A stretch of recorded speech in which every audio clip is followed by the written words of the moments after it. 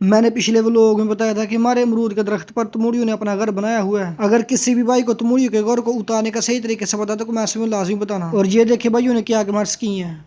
अस्सलामुअलैकुम, मेरा नाम है अब्दुल। तो मैंने पिछले व्लॉग में बताया था कि हमारे अमरूद के दरख्त पर तमूड़ियों ने अपने घर बना लिए हैं। और मैंने कहा था अगर किसी भाई को अमरूद के दरख्त से तमूड़ी के घर को उतारने का सही तरीके से पता तो कमेंट्स में लाजमी बताना। तो ये देखिए अब्दुल्ला भाई ने कमेंट्स किया बर्फ वाला पानी और सरफ डाल दे इसके ऊपर। और ये वाले भाई ने कमेंट्स किया उबलता पानी डालो भाई। और एक ये वाले भाई ने कमेंट्स किया मिट्टी का तेल। अगर किसी और भाई को भी तमूड़ी के खोखे को उतारने का सही तरीके से पता तो कमेंट्स में लाजमी बताना। तो अभी मैं ये वाले दोस्त के साथ खेत में जा रहा हूँ, क्या था आप उधर वीडियो बना लेना। जब मैं पट्ठे वाट लूंगा तो फिर मुझे पट्ठे चुका देना। फिर हम इसके साथ खेत की तरफ निकल पड़े।